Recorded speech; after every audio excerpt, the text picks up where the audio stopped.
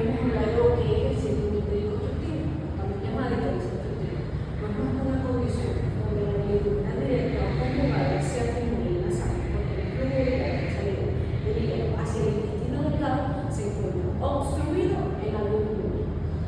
Las obstrucciones del síndrome constructivo pueden ser intrahepáticas o extrahepáticas. En esta clase le vamos a dar vital importancia a las obstrucciones extrahepáticas, específicamente a la componente confluente pilopancreática, también denominada unión pilopancreática o zona perinacular. Es una zona anatómica donde el conducto biliar común y el conducto pancreático se unen al desembocar en el duodeno a través de la papila mayor, formando un canal común en algunos casos donde desembocan la bilis y los jugos pancreáticos. ¿Por qué digo en algunos casos? Más adelante se lo aclararé. Para a grosso modo, recordemos que las vías biliares se dividen en intrahepáticas y extrahepáticas. Que hay un conducto biliar derecho, hay un izquierdo que se une para formar un conducto biliar común, el cual llega el conducto cístico proveniente de la vesícula biliar para formar un conducto colédoco y desembocar en la segunda porción del duodeno. Para de esta forma llevar la bilis del hígado hacia el duodeno. El conducto pancreático principal o de Wilson es una estructura tubular que atraviesa el páncreas desde la cual hasta la porción macefálica y cuya única función es llevar las enzimas pancreáticas formadas por este órgano a la segunda porción del duodeno. Anteriormente les decía que no todas las veces el conducto colédoco se une al conducto pancreático. Cuando hablamos de ampolla de Barker o confluente pilopancreática, debemos tener en cuenta 5 estructuras sumamente importantes. Y una de ellas es el conducto colédoco distal, el conducto pancreático de Wilson, la papila de Wilson mayor, la ampolla de Barker y el filtro de Barker. Las relaciones entre el conducto colédoco y el conducto pancreático en la desembocadura en el duodeno son bastante complejas. Pueden llegar como dos conductos separados, como se ve en la foto C, pueden llegar como dos conductos interpuestos concepto entre ellos, como se ve en la foto B, o pueden formar una ampolla verdadera, como se ve en la foto A, que se presenta solo en el 25% de los casos. Ahora bien, vamos a entrar con el tema que nos interesa para el día de hoy, que son las lesiones malignas.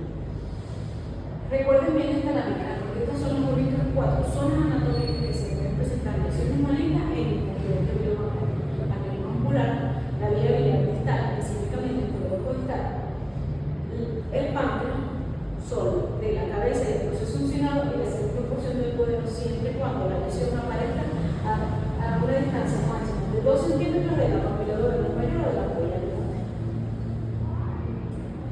Hablemos un poco de las lesiones de la cabeza del páncreas y del proceso uncinado, entre ellas específicamente de la desnucación de cabeza del páncreas. Es el más frecuente de todas las neoplasias de la unión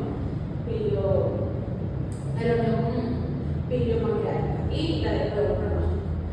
El 80% de los tumores del páncreas se localizan en la cabeza y el 85% de estos corresponden a la desnucación del páncreas. Cuando hablamos de tumores o adenocarcinomas de cabeza del páncreas, debemos decir que la etiología no es tan clara. Existen factores de riesgos bien identificados y uno de ellos es la edad mayor de 65 años. El otro es pacientes fumadores, pancreatitis crónica independientemente de la causa de diabetes tipo 2, infecciones por el corazón y los pacientes con transfusiones energéticas como consumo excesivo de carne y poco de vegetales. Sabemos que el 80% de los tumores de cáncer de cabeza de páncreas se producen por mutaciones somáticas esporádicas. Solo un pequeño porcentaje, entre el 4 y el 10%, se producen por lesiones o mutaciones hereditarias. Y generalmente, cuando son hereditarias, se producen por mutaciones genéticas de BRCA1 y BRCA2. Existen otras patologías como el síndrome de Breuer, el síndrome de Lynch o la poliposis adenomatosis familiar, que se han identificado como factores de riesgo para el cáncer de páncreas. Cuando hablamos de cáncer de páncreas familiar, debemos saber que debemos definirlo como al menos 2 familiares de primer rango con diagnóstico de cáncer de páncreas. Estos pacientes sabemos que es una población de alto riesgo y estas personas deben ser sometidas a estudios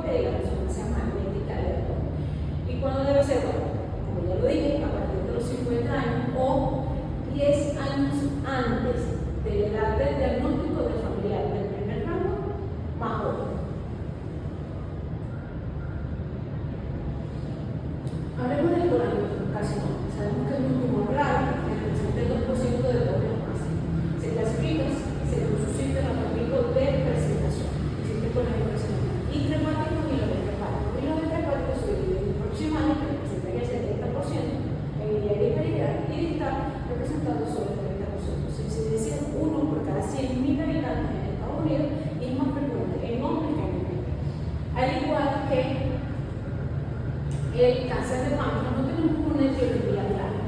Sin embargo, podemos saber que existe un pequeño grupo de pacientes que tienen mayor riesgo. Y estos son aquellos pacientes que padecen de colitis anquilosante primaria. Esta noxa o esta inflamación constante en las vías biliares produce un daño crónico en el epitelio biliar. Entre el 5 y el 30% de estos pacientes desarrollan coledocarcinoma. Existen otras patologías o factores de riesgo como los quistes de coledo, que tienen una predisposición del 10 al 15% de desarrollar colangiocarcinoma, y en algunos países asiáticos han podido determinar que los pacientes con litiasis hepática, sobre todo cuando los alimentos son determinantes de calcio, aumentan el riesgo del 5 al 10% de padecer colangiocarcinoma. Hablemos del cáncer alveolar, que es el tercero en frecuencia. Es un cáncer muy frecuente, sin embargo más común. ¿Qué pasa? Que el cáncer de la segunda porción del duodeno representa el 1% de todos los carcinomas y el 5% de todos los carcinomas adultos. Sabemos que puede ser esporádico, pero sabemos que también puede estar asociado a algunos factores de riesgo, como la enfermedad de Lynch, la poliposis de familiar y el síndrome de Euler. Sabemos que el 78% de los pacientes con diagnóstico de cáncer alveolar van a ser susceptibles de o van a tener criterios de resecabilidad. Es un número bastante bueno si nos podemos comparar con aquellos pacientes con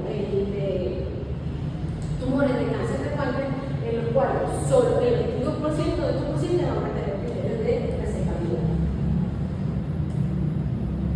El cáncer de la segunda porción del duodeno es la neoplasia menos común de los cánceres de la biliopancreática.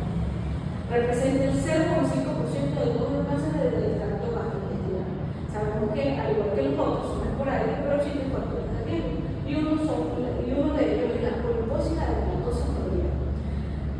Los pacientes con esta patología, el 90 al 95% van a desarrollar pólipos duodenales. Y de estos, del 5 al 10% de estos pólipos duodenales van a transformarse en cáncer de la segunda porción del duodeno. También está asociado con otras patologías como la enfermedad de Crohn o la enfermedad celíaca.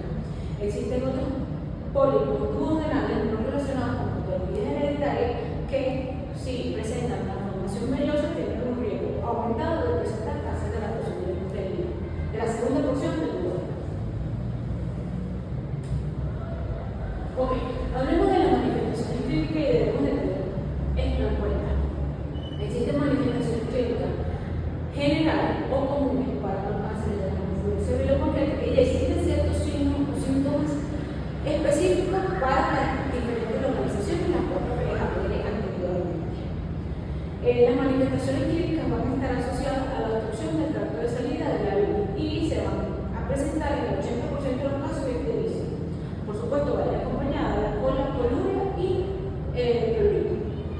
Un síntoma que es bastante predominante entre el 25 y 30% de los pacientes lo presenta es el dolor abdominal. Es un dolor abdominal difícil de definir. Generalmente lo definen como un dolor sordo, difuso, localizado en el gástreo o en el colon.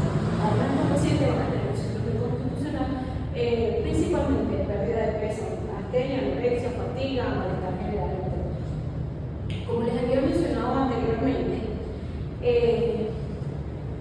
estas son manifestaciones clínicas comunes. Sin embargo, cada tumor tiene su cierta especificidad.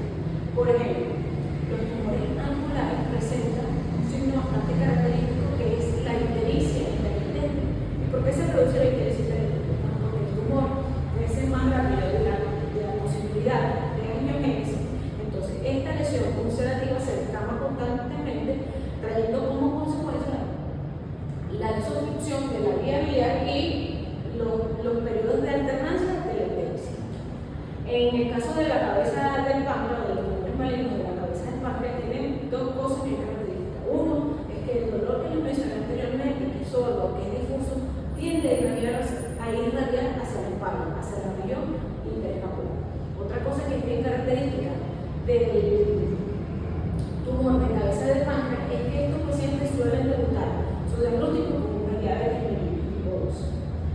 Los tumores de la segunda porción del duodeno también tienen sus características propias y entre ellas dos relevantes. Una, que pueden presentar